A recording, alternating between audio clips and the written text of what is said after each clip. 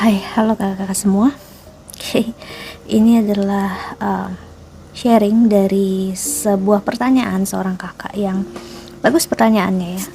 Dulu aku pernah juga sih buat video kayak gini, cuman aku rasa kita buat lagi aja. Dan di sini aku, ya seperti lihat rambut aku belum terlalu kering dan ya sambil menunggu rambut aku kering, so kita sharing ya.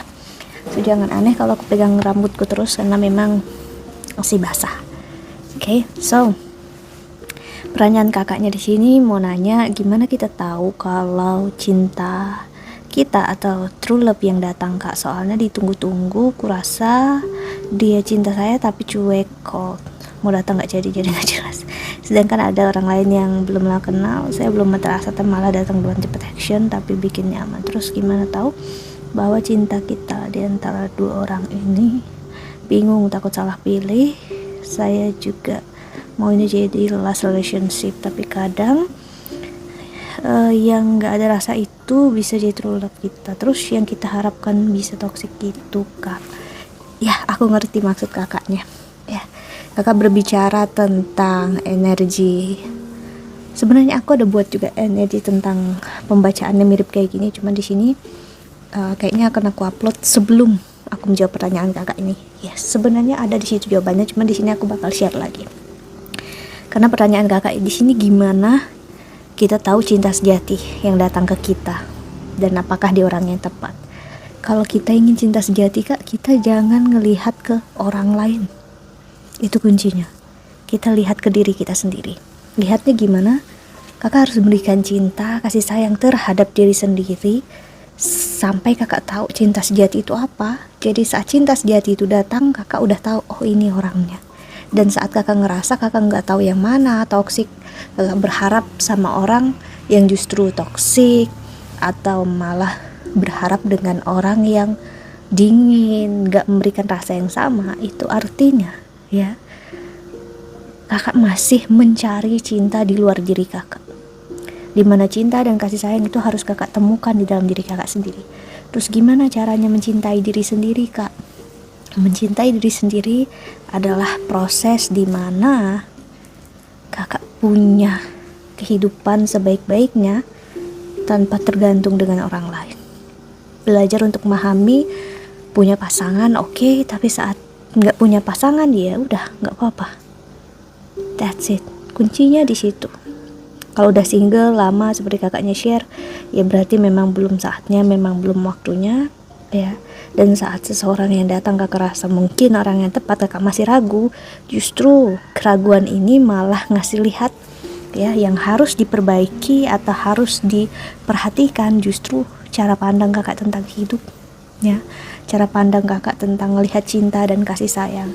Semakin kakak desperate, semakin kakak mengharapkan cinta, justru kakak hanya akan menarik cinta yang salah. Seperti yang kakak bilang tadi, justru kakak malah menunggu cinta yang perfect datang, malah yang buruk yang datang. Nah itu artinya tandanya ada yang salah dengan energi kita.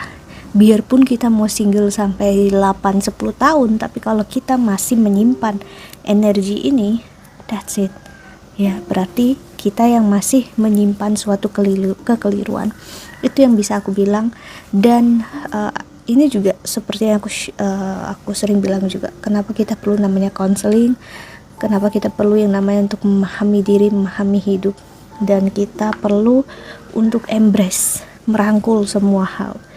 Gini, kita bisa aja single begitu lama, tapi apakah kakak benar-benar happy, bahagiakan diri saat single tersebut? Terus apakah kakak benar-benar memperjuangkan hidup kakak, kakak benar-benar membuat diri kakak di posisi biarpun single tapi kakak happy?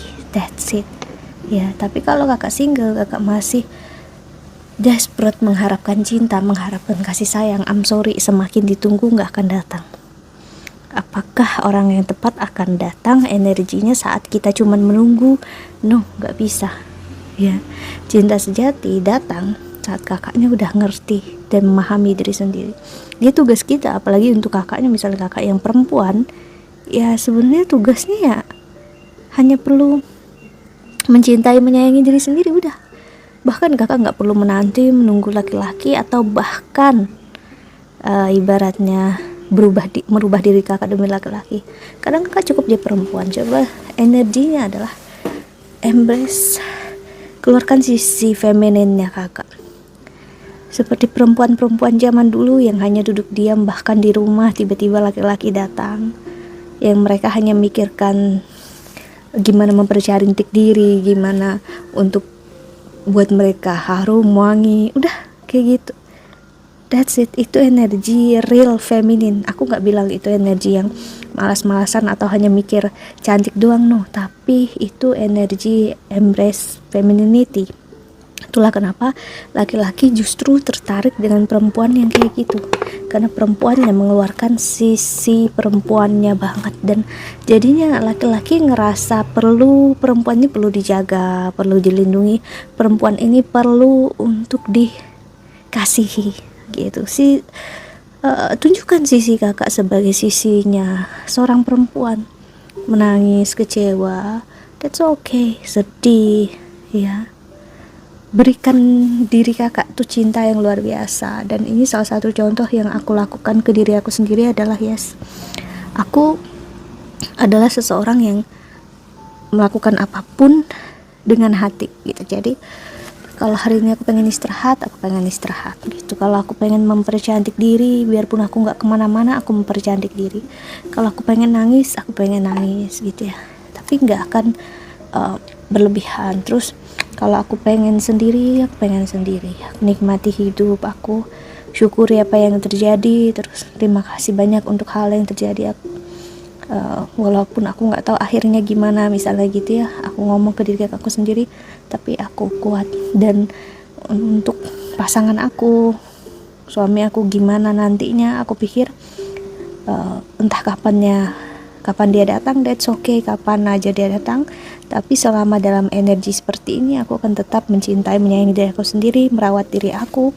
Di dalam fase yang dibilang menunggu ini, aku nggak bener-bener hanya duduk diam menunggu, tapi aku menjadi diri aku apa adanya ya. Dan aku juga nggak hopeless romantic, karena aku juga dulu single bertahun-tahun ya, nggak dekat dengan siapapun, karena memang aku sadari itu kenapa ya, karena memang lebih baik untuk aku healing. Dan saat aku benar-benar healing, belajar spiritualitas dan psikologi, di situ aku belajar memahami. Saat aku benar-benar mencintai, menyayangi diri aku ya, aku bahkan nggak benar-benar mencari laki-laki sendiri yang datang, karena mereka ngerasakan energi femininitas yang dalam diri aku. Dan aku kayak nggak perlu bilang apa yang aku mau, mereka akan melakukan, atau pasangan aku akan lakukan apa yang harus dia lakukan, karena aku menjadi sisi feminin dan dia menjadi sisi maskulin. Aku biarkan dia ngambil tindakan, aku biarkan dia yang mengontrol keadaan gitu. Aku buat ego dia juga diberi makan dalam hal yang positif gitu ya. Aku menjadi perempuan yang lembut di mata dia, hanya untuk dia gitu kan. Nah, jadi secara nggak langsung, saat dulu aku takut ya meminta sesuatu sama laki-laki, bukan minta barang tapi kayak meminta suatu hal gitu ya. Tapi sekarang sama pasanganku, dia malah nggak suka saat aku nggak ngomong apa yang aku inginkan, aku harapkan, karena tendensi dia bilang yang dia mau lakukan adalah bersama aku, kan dia pengen bikin aku happy, pengen aku bahagia. Nah itu kan lihat bedanya adalah orang yang benar-benar sayang, care sama kita, dia akan berpikir gimana buat kita happy dan bahagia. Dan dia akan senang jika kita meminta sesuatu dari dia, karena dia ngerasa diharapkan, diinginkan, dan dia ngerasa penting. Dan dia ngerasa dia kayak sosok yang spesial dan super dalam hidupnya, dalam konteks keegoisan yang baik ya dalam hidupnya dia yang diberi makan. Dan tapi apakah dengan gitu energinya dia mengontrol semua keadaan, dia memanipulasi atau gimana? No, justru enggak. Biarpun dia mengeluarkan emosi, dia cenderung mendominasi dalam hubungan kami, tapi aku bisa bilang dia adalah laki-laki yang sangat takut sama aku. Bukan benar-benar takut yang gimana ya, tapi aku bisa bilang yes, dia takut nyakitin aku. Jadi kalau secara keseharian itu karena aku kan kerjaan aku seperti freelance dan dia kerjaannya di kantor. Jadi dia secara naturalinya, dia tipenya dia akan selalu stay, selalu ada di handphonenya hanya untuk aku. Tapi dia nggak meminta aku, atau dia biarkan aku untuk fokus dengan kerjaan aku, karir aku, ya, tanpa aku harus melakukan hal yang sama, ya.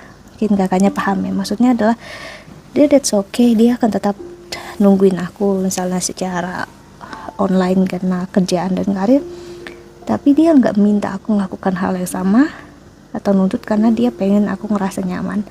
Dia melakukan itu karena dia sendiri yang mau, dia ikhlas, dan dia bilang aku nggak berharap apa-apa untuk saat ini karena memang saat ini lagi urusan kerjaan yang lebih penting gitu ya. Jadi secara naturalnya gitu, dia akan memberikan diri dia tanpa aku minta waktu kamu atau apa bla sih ya. Jadi jujur dari awal aku nggak ngerasa bener-bener ragu gitu ya. Jadi aku bisa bilang, Kak, ya, kalau kakak berada di sisi bersama seseorang, dua orang, dan kakak meragukan satunya nggak ada sayang, nggak ada cinta, satunya gak sayang tapi dianya enggak, aku sarankan jangan kedua-duanya. Fokus ke diri kakak, nggak peduli kakak mau single berapa lama, tapi pedulikan diri kakak. Apakah kakak udah benar-benar menarik cinta yang sejati? Karena gini ya, menanti cinta sejati itu berbeda dengan menariknya. Ya, gimana cinta sejati itu bisa tinggal dalam hidup kakak kalau kakak sendiri nggak memberikan cinta sejati ke dalam diri kakak? Ibaratnya kakak menyukai warna, let's say merah, kakak mencari apapun di luar sana berwarna merah, terus orang yang kakak kira punya warna merah dalam hidupnya, kakak tanya, kamu punya warna merah enggak? Kakak bilang kayak gitu, dan dia bilang enggak gitu. Aku juga cari orang yang punya warna merah, apakah kamu punya warna merah? Terus kakak bilang, aku nggak ada warna merah. Terus kenapa kamu tahu nggak warna merah itu apa? Nggak tahu. Ya, sih kakak dapat ya logiknya. Maksud aku adalah, ini ada aku share sebelumnya, adalah gimana kakak bisa menarik cinta sejati saat kakak sendiri pun nggak tahu cinta sejati itu apa, kasih sayang itu apa. Kalau ditanya kakak juga nggak benar-benar bisa menjelaskan. That's it. Ya, berarti kakak mencari sesuatu yang kakak juga masih bingung itu apa, dan itu sulit. That's why kenapa aku bisa bilang it's better off untuk kakak belajar spiritual, aku rasa untuk saat ini ya, untuk hal tersebut, belajar untuk apapun yang terjadi dalam hidup, fokus untuk membahagiakan diri, dimana cinta bukanlah segalanya. Jika pas cinta dari pasangan, tapi cinta terhadap diri sendirilah yang segalanya. Jadi mau ada pasangan atau tidak, kakak nggak akan masalah ya. Dan jika ada pasangan, dia akan melengkapi kakak, nggak akan bikin kakak stres, nggak akan bikin kakak ragu, dan dia nggak akan mengubah hidup kakak menjadi lebih buruk, malah jauh lebih baik ya. Aku bersama pasanganku ya, aku bisa share ya, sangat jauh berbeda kerjaan, karir. Dia orang di kantor, dia nggak ada nuntut aku untuk kerja di kantor, nggak ada. Terus dia tahu aku gimana hidup aku, dan aku bisa bilang dia tipenya yang memang membebaskan, dan aku emang energinya perlu dibebaskan. Bukan berarti aku pengen mendua atau gimana, tapi aku pengen melakukan apapun sesuai hati aku, itu yang aku mau, apa yang aku inginkan. Dan itu juga yang dibilang sama pasangan aku adalah karakter aku yang paling dia suka, dimana aku tahu apa yang aku mau gitu loh. Jadi gak semua orang tahu apa yang benar-benar dia mau dalam hidup. Nah itulah kenapa secara energi pasangan aku tuh bilang dia kayak bisa membebaskan aku, karena dia ngerasa aku tahu apa yang aku lakukan dalam hidup gitu. Jadi dia kayak nggak ada ngerasain ragu dalam hidupnya dia untuk bersama dengan aku, walaupun kita LDR karena kerjaan saat ini sih. So dari situ kan bisa terlihat dia benar-benar orang yang pas apa enggak untuk aku. Dari situ mungkin itu juga bisa menjadi contoh untuk ngasih lihat kakak apa itu cinta sejati. Okay, so that's it ya. Aku harap kakaknya membantu, sorry. Thank you so much watching. Ya, see you in the next video. Jaga kesehatan. Ya, bye bye. God bless you.